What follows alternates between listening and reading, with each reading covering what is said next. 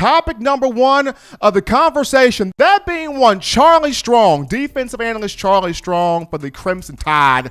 On the Wednesday show, I brought up Coach Strong in a discussion that I had about Pete Golding. And much like Coach Golding, when he was hired, a lot of people were not all in on the move. A lot of people were not happy about the move of Golding. Not everybody was all in on Charlie Strong as well. Now, you had some Alabama fans that were fist bumping, chest bumping, excited, getting with glee, turned up for the opportunity to have Coach Strong on campus, Coach Strong at the capstone, because they know his motif in strategizing, scheming, putting defenses together and making defenses feared in college football. But not everybody was behind the move of Charlie Strong. You had a lot of people going, why did Nick Saban make this hire? This was terrible. Bad move.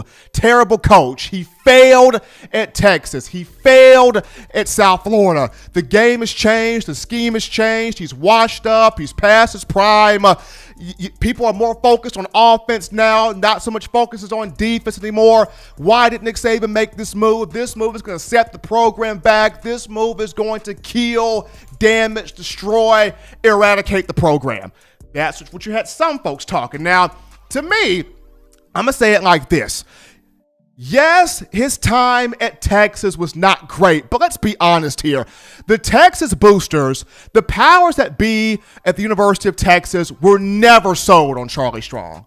They never bought all into his teachings. They never bought into his tactics. They never bought into what he was trying to do. And when you have the people within the program not bought in, it is going to be hard for you to get anything done. Imagine if Nick Saban did not have everybody bought in at Alabama to him. That would have been very hard on Nick Saban to win. Imagine if Dabo Swinney did not have everybody bought in at Clemson. It would be hard on him. Any major college football coach in a premier headline marquee Division I program that does not have the help backing them, it would be hard on any of those guys to win and to excel and exceed at the highest level. So Texas was never all the way bought in on Charlie Strong. And then for South Florida, sometimes you just go to a place that's not the right fit.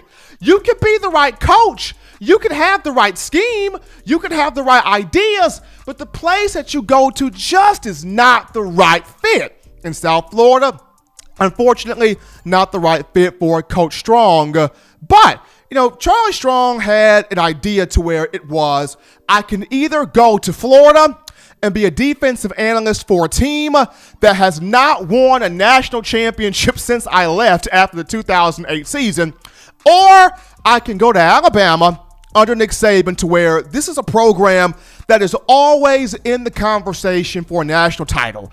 Even this past year where the Tide went 10-2 and did not get into the playoff, you had a lot of people in the college football playoff committee going, you know what?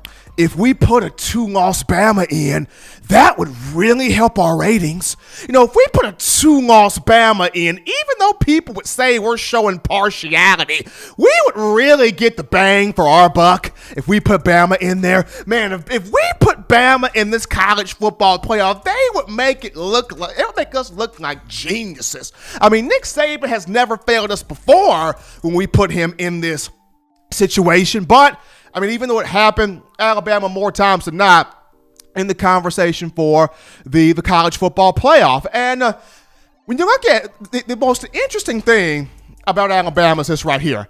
Alabama is the equivalent of the NFL, and by the NFL, I'm referring to the Arizona Cardinals. When you look at reviving the careers, reviving the playing statuses of different athletes. For the Cardinals, just put it out there, when players get old or past their prime or in the part of their careers where people say you're done for, retire, we're going to take you out in the pasture like old Yeller and just shoot you. Those players go to the Arizona Cardinals. It's just something about that desert air and those cactuses that revive those players. Carson Palmer, they said Carson Palmer was done. Over. He goes to Arizona and has a second life out there. People thought Kurt Warner was done. Over. He goes to the Cardinals and leads that team to a Super Bowl appearance. I mean, this has happened for older defensive backs, even down to one Kenyon Drake, of whom the Miami Dolphins drafted in the 3rd round of a 2016 venue. The Dolphins didn't know how to use him. They let him go. He goes to the Cardinals. Miami's thinking, oh, he ain't going to do nothing. Oh, he's trash. Kenyon Drake goes to Arizona and completely turns up. And people are like, man, if Drizzy Drake would have got to zone a bit faster, how much better he really could have been. So, in that same light, you look at Alabama. It's the coaches that people tell Nick Saban, don't get him, don't get him, don't get him, no, bad, Nick Saban, don't do that. You're ruining your career. Those are the exact coaches that Nick says, bring them to me. Bring them over here. I can change that tire. I can put that oil filter back. I can put that sleek shine back on that car. Bring them to me. And Nick Saban has done it with the best of them. As you see the slide here, Lane Kiffin was the first one. Controversial, crazy, unorthodox. Everybody saying no. Lane Kiffin comes to Alabama. Guess what he does? 3 SEC championships, a national championship, helps get a Heisman Trophy winner in Derrick Henry, helps produce 2 3,000-yard passers, Blake Sims, Jacob Coker, helps out the wide receiver room of Amari Cooper and Calvin Ridley, did a lot of great things. Lane Kiffin did. Michael Locksley, people said no. He's got off-field issues that happened to him at Maryland. Alabama brings him in. 2016, he was an analyst.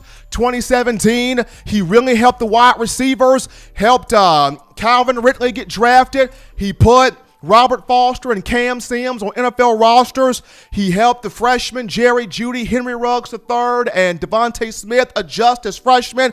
Oh, and let's not forget the 2018 season. Tua Tagovailoa exploded under Mike Locksley and being a 3,000-yard quarterback, 43 touchdown passes, 48 total scores, Heisman finalist, consensus All-American. You know the works. Mike Locksley put in the work. Behind him, you've had Dan Enos that was successful. You had Butch Jones that was successful. Mike Stoops, who was successful. Even down to guys like Mel Tucker, who was successful. And even now, Steve Sarkisian, who is in his 2nd year in being the offensive coordinator. So Saban's coaching rehab has birthed some really dynamic guys. And Charlie Strong, the next one here in the cut riding here. And I mentioned this before. Some people in life were born to be head coaches. They came out the womb with the whistle, with the coaching hat, with the clipboard, and with the ability to delegate. You have some people that were not cut out to be head coaches. They were cut out to strategize, to scheme, to put things together.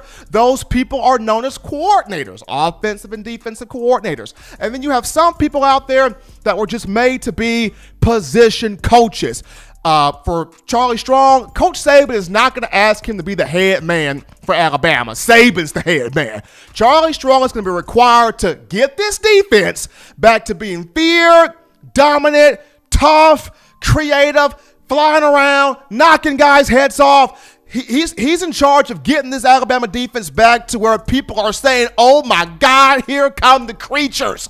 The creatures are back. The creatures are in college football. The creatures are scaring people. They're back at Alabama. That will be Charlie Strong's job, as well as dropping some wisdom in the mind of Pete Golding and helping him be all he could be and making that jump from 2019 to this upcoming season and being a refined, big-time defensive coordinator. So, folks, Saban made the right move here in hiring Charlie Strong. He's about to prove, hey, I still got it. At 59 years old, I'm still a bad man. I'm still cocking a fully loaded pistol of excellence. Try me. I still got it. So Charlie Strong Looking forward to seeing what he does here in the upcoming season. That takes us to our first break here on the show, but we're just getting the Maserati revved up and speeding it down the highway going 100 miles an hour. Upon our return to the show, we unpack your phone calls, thoughts, tweets,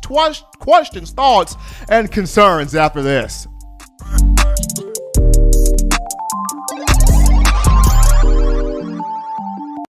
Every sports fan deserves the proper representation. Whitwell Sports introduces to you the Title Towel. Wave that Title Towel in the air like you just don't care. In support of Nick Saban and the Alabama Crimson Tide. Only $9.99 and it lasts a lifetime. Head on over to whitwellsports.com and get your Title Towel today. Touchdown Alabama Magazine is Alabama football's premier publication. A subscription to Touchdown Alabama Magazine is the perfect gift for any Alabama fan. For exclusive news and information, recruiting updates, a free annual print magazine, and more, go to touchdownalabama.com and click join. Only $5.95 per month or pay $49.95 for a full year subscription. That's a saving of almost $22. Make sure to subscribe before it's too late and get our new freshly printed end of the year magazine issue. Go to touchdownalabama.com today and roll Tide. Thank you for watching Touchdown Alabama Magazine's YouTube channel. To continue to get the best in Alabama football content, subscribe here and turn on your notifications to stay connected with the hottest shows covering your Crimson Tide.